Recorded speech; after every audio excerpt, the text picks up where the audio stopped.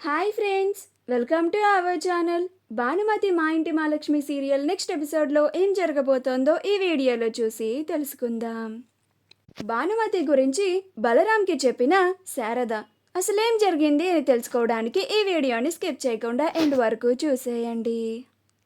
శారద పార్దు భానుమతిల మెడలో ఆ దండ పడడం చూసి పార్దు ఆ అమ్మాయిని అలానే చూస్తూ ఉండడం కూడా గమనించిన తర్వాత ఈ విషయాన్ని వెంటనే బలరాంతో చెప్పాలి అని బలరాం దగ్గరికి వెళ్తుంది.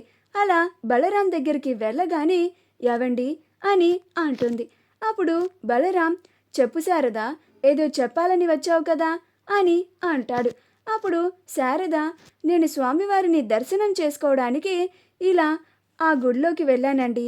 అక్కడ పార్దు అను ఇంకొక అమ్మాయి దండం పెట్టుకుంటూ ఉన్నారు. అలా దేవుడికి సమర్పించాల్సిన మాల వాళ్ళ ఇద్దరి మెడలో పడిందండి.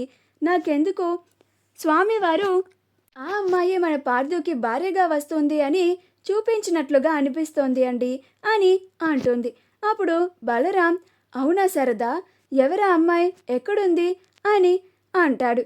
అప్పుడు శారద, అప్పుడే ఆ అమ్మాయి ఆ దండని మెడలోంచి తీసేసి వెళ్ళిపోయిందండి అని అంటుంది. అప్పుడు బలరాం అదే ఆలోచించుకుంటూ అని అనుకుంటూ ఉంటాడు.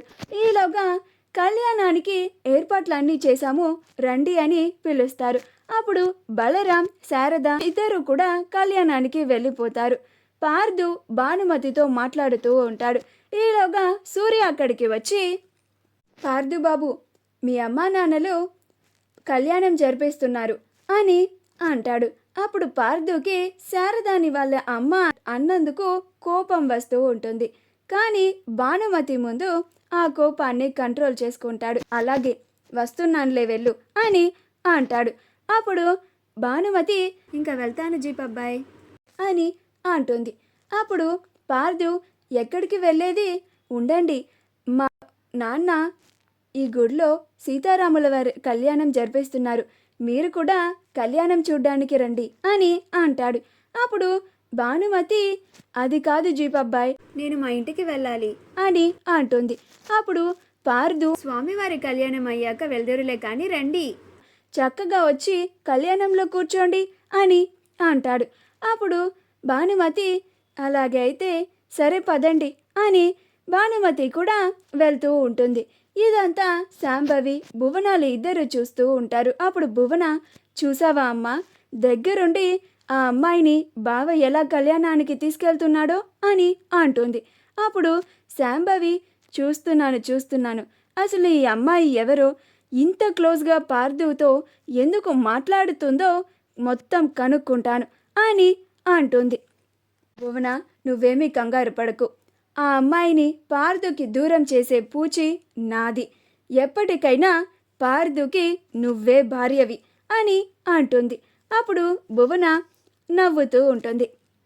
పార్దు భానుమతిని కళ్యాణం దగ్గరికి తీసుకెళ్ళి బలరాం పక్కన కూర్చోపెడతాడు. అలా పార్దు శారద పక్కన కూర్చుంటాడు.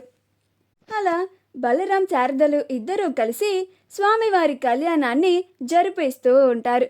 అప్పుడు భానుమతి, పార్దులు కూడా స్వామివారికి దండం పెట్టుకుంటూ ఆ కళ్యాణాన్ని చూస్తూ ఉంటారు. కళ్యాణం చేస్తూ ఉన్నప్పుడు పార్దు భానుమతిని చూస్తూ మురిసిపోతూ ఉంటాడు.